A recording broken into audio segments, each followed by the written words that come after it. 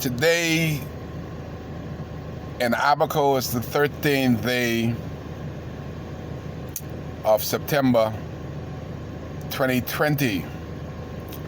1 year ago today, my mother passed on after a roof fell on her during Hurricane Dorian. And I'm so blessed to have had her in my life and to be so close to her. Last 20-some years, she and I were roommates. Everybody would throw it in my face that you're living with your mother, but my mother was living with me. And boy, do I wish on the 13th day of September, my mother was right in that room and I could hear her voice. And don't worry about the haters. And I'm so happy that my mother passed away in Nassau. Lord knows what it would have been like if the government of the Bahamas would have kept my mother in a trailer for 9 months. And I just keep thinking when my brother said that the roof fell on my mother and we need to get her to Nassau to hospital because we're in separate places during the hurricane. I always spend hurricane by myself. I don't like a bunch of talking. I want to listen to the power of a storm. And fate would have it, the Minister of Foreign Affairs, Darren Henfield, my classmate, my cousin, who calls my mother Aunt Althea, would walk into the Friendship Tabernacle at 9:30. Him and the big-eyed brother David that want to kill me because Darren is not doing his job, so he's trying to defend Darren through killing me, get me out of the way. And I would ask Darren, can you please assist your Aunt Althea? She needs to be in hospital. And he's gonna say to Kai Mills, that will always be a part of my September 13th story. On the 2nd of September 2019, Darren Henfield would say, my mother is not priority to him nor the government.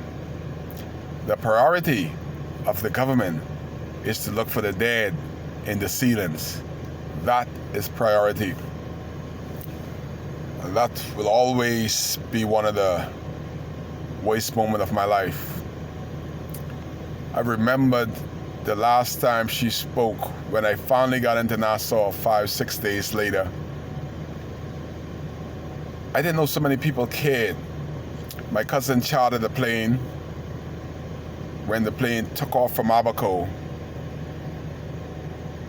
the girls in the plane just bust one big scream, scared the hell out of me. They were so full of happiness and grateful that they finally was out of the storm, so they began to cry uncontrollably. When I touched down in Nassau, my phone was, I never seen a phone do like that. Click, click, click, click, click, click, click, click, click, click, click, just going off. We had no cell service, BTC. And my phone just went crazy. 200 missed call. Kai, are you alive? Kai, you okay? Well, if I'm dead, I can't answer. But these are all the concerned persons that wanted to know if I was safe. It's so much stuff that happened. One of the best stuff that happened is that when I get to the hospital, my sister said my mother stopped speaking, so the end is near. When I went to the hospital, they say, oh, the waiting time is gone, you can't see her. I didn't even know anything about waiting time. I just came from a storm, and they told me I just came from a storm. One nurse there recognized who I was and took me to my mother's bed. And I said, Althea, I'm here. And I touched her hand, and she opened her eyes. Said, boy, you made it. I said, of course I made it. That little storm can't do nothing with Kai Mills. I'm your prodigal son, I'm here. How's it going? And we spoke for half an hour, and that's the last time my mother ever spoke. And I knew in my soul that would be the last time. I went outside and didn't know where to go, but luckily I have some good friends that work right near there. And I called these two ladies to pick me up. I said, all I want, I don't have anything, no clothes, no money, no nothing. I lost my wallet. Just put me in a hotel for a couple of days, let me re-energize myself. And they kidnapped me. I was kind of angry because I wanted to go someplace and they were taking me somewhere else. But I want to thank you girls. You have been the best thing that happened to me after Hurricane Dorian. I want to thank David.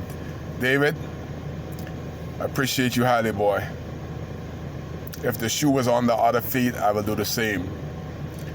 But I haven't cried in 30 years. And I got in that car with these girls and started out Prince Charles Drive. And I was like slapping myself to try to control myself. I mean, I was weeping. The tears are rolling down by the gallon at a time. And I couldn't, I said, geez, I said, I'm apologizing to the girls. I said, I don't know why this is happening, but that's the emotion that I felt when you knew that your mother, who has been an important part of your life,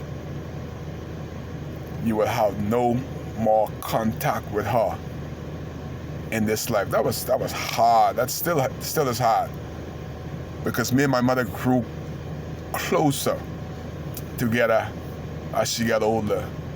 I remember she didn't like lobster, but the only thing she could eat was lobster. I used to go by Gert Fish House. We're gonna miss that Fish House, and buy those box of lobster for $200. Go down by Julia, tell Julia, say, cook the whole thing. She would eat 8 lobsters. That's the only thing she had passion for. When I got to Nassau the hospital, I asked her, say, you want some lobster? She laughed, because she knew that she loved lobster, but she couldn't eat lobster in the hospital. But I just want to thank the people all over the world that has helped me to rebuild my life, and still are helping me to rebuild my life, because at my age, I didn't know that I would ever be starting over again from scratch. And it's hard. But I saw the love that people give me. I went down in a place in Nassau on Wolf Road. I call it the Mud. It reminds me of the Mud. I used to go there with the boys. And it reminds me of Abaco. So every time I wanted to get out of the house, that's where I would go when I was locked out. I spent quality time down there. All the bad boys was down there, and my cousin then would get scared because of the way I speak. I said, I ain't scared, man. I already went through a storm. When you went through a storm, you appreciate everything, you fear nothing, because you already ducked life, you already ducked death. So I just want to thank all the people, especially the ones in Nassau that cooked for me. I never had people cook for me, did my laundry. Boy, I missed that. My laundry smelled so good, the small things. In Abaco, you can't even get your laundry. Forget dry cleaning. Those things are history. Your own washer. Food on Sunday. Man, I used to look forward. I used to starve myself just to have that plate come across the road on Sunday. And that happened for 9 months, man. Thank you guys. Thank you guys. Thank you guys. I'm not gonna call your name, but you know who you are. I want to thank David for being the best host in Nassau. I appreciate you guys always. Abaco is not going to be back to normalcy for another 4 or 5 years. You imagine we're only like 2% of the businesses have started back up. 2% in 1 year. I just want to say thank you. Thank you for everybody that have been a part of rebuilding my life after the worst storm, the worst tragedy of all in my life. And boy, do I miss my mother. But I'm glad that she's in that place that she worked for, dreamed of, hoped for, and she didn't end up in a trailer like the government of the Bahamas left so many mothers, fathers, brothers, sisters for 9 months. 9 months, and our member of parliament didn't open their mouth one day. And they talking about they want to be re-elected. How could this be possible for them to even face the people of Abaco? And during the memorial, Darren Henfield stood on the hill and waved at the people below the hill like he's some hierarchy. Couldn't even go down and meet and greet the people that they didn't allow to be a part of the memorial, and their family were being laid to rest. That is unacceptable. And we shall not and we will not ever forget the treatment by this FNM government after the worst tragedy in the history of the Commonwealth of the Bahamas.